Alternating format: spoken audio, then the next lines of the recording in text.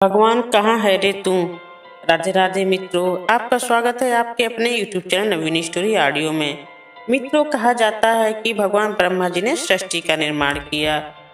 मित्रों, आज हम ब्रह्मा जी की कहानी लेकर आए हैं। इस कहानी को सुनने के बाद आपके दिल की सारी शंकाएं और दुविधाएं खत्म हो जाएंगी और आपके मन को शांति मिलेगा।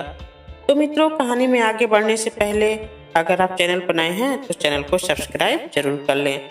तो चलिए शुरू करते हैं आज की कथा। मित्रों, सृष्टि निर्माण करने के बाद इस सृष्टि के रचनाकार या यूं कहें विधाता एक बहुत ही बड़ी दुविधा में पड़ गए। दुविधा और परेशानी के कारण था उनके द्वारा बनाए गए ये इंसान। मित्रों, इंसान के साथ कुछ भी बुरा होता है तो वे सृष्टि के रचनाकार को ऊपर देखकर चिल्लाते हैं और अपना भड़ास निकालते थे।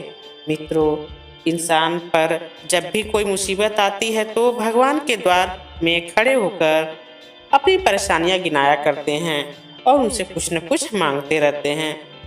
ऊपर वाला इससे बहुत दुखी था क्योंकि यह हर इंसान की बात बन गई है कि वे अपने साथ कुछ भी घटित होने पर भगवान को दोष दिया करता है। मित्रों, इन सभी समस्याओं के निवारण के लिए एक दिन सृष्टिकर्ता भगवान ब्रह्मा ने अपने सभी देवताओं की बैठक बुलवाई और उन्होंने सभी देवताओं से कहा, देवताओं, शायद मैं मनुष्य की रचना करके बहुत बड़े संकट में पड़ गया हूँ। कोई न कोई इंसान हर समय दुखी होकर मुझे सब जगह ढूंढता रहता है और मुझ तक पहुंचकर अपनी सारी परेशानियां साझा करता है और इसी कारण न तो मैं सही से ध्यान कर पा रहा हूँ और न ही शांतिपूर्वक रह पा रहा हूँ। मित्रों, सभी देवतागण उनसे बोले, भगवान, आप परम पिता हैं, हम आपकी किस प्रकार सहायता कर सकते हैं। भगवान ने कहा, देवताओं, कृपया मुझे कोई ऐसा स्थान बताइए जहाँ मानव नाम का यह प्राणी कभी न पहुँच सके। भगवान के इस प्रश्न को सुनकर सभी देवताओं ने अपना मत रखा और सर्वप्रथम इंद्रदेव ने सलाह देते हुए कहा, भगवान, आप हिमालय की चोटी में जाकर ध्यान करें, वहाँ कोई भी नहीं पहुँच सकता। भगवान बोले, मानव बहुत प्रगति कर रहा है, उसके लिए हिमालय पर जाना कोई बड़ी बात नहीं है। मित्रों, इसके बाद पवन देव ने सलाह दी, भगवान, आप अंतरिक्ष में चले जाइए, वहाँ मानव नहीं पहुँच सकते। भगवान ने कहा, इंसान ने अपने दिमाग से अंतरिक्ष में जाने के लिए भी कई यंत्र बना लिए हैं, वे रॉकेट की सहायता से कभी भी पहुंच सकते हैं। मित्रों, फिर विष्णु भगवान बोले, हे सृष्टिकर्ता, आप समुद्र के अंदर छिप जाएं, वहां तक न इंसान पहुंच पाएंगे और न ही उनकी आवाज। भगवान ब्रह्मा बोले, यह पहले से प्रयोग किया जा चुका है, लेकिन इंसान मुझे खोजते हुए समुद्र के अंदर भी अपनी जहाज से आ जाते हैं। भगवान ब्रह्मा किसी भी सलाह से संतुष्ट नहीं थे और उनकी बातों ने उन्हें और भी निराश कर दिया। वे चिंतित होकर यही सोच रहे थे कि ऐसा कोई भी गुप्त स्थान नहीं है जहां मैं शांतिपूर्वक रह सकूं।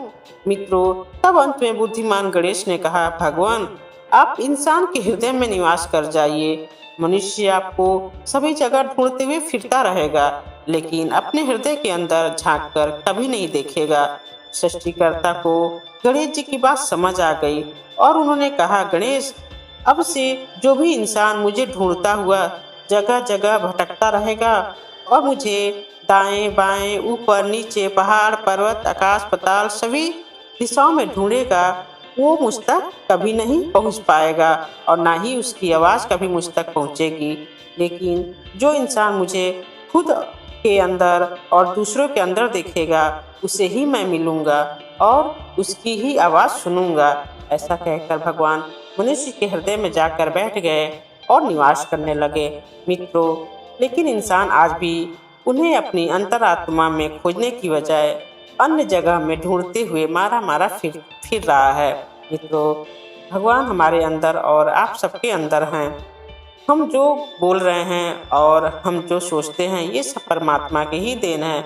इसलिए हम सबको हमेशा सत्य और अहिंसा के मार्ग पर ही चलना चाहिए। हमें कभी भी किसी के बारे में बुरा नहीं सोचना चाहिए और सदा अपने अच्छे कार्यों में ही मन लगाना चाहिए। तो मित्रों, कहानी पसंद आई हो तो लाइक, शेयर और कमेंट करें। तो मिलते हैं एक और नई कहानी के साथ अगले वीडियो में। धन्यवाद।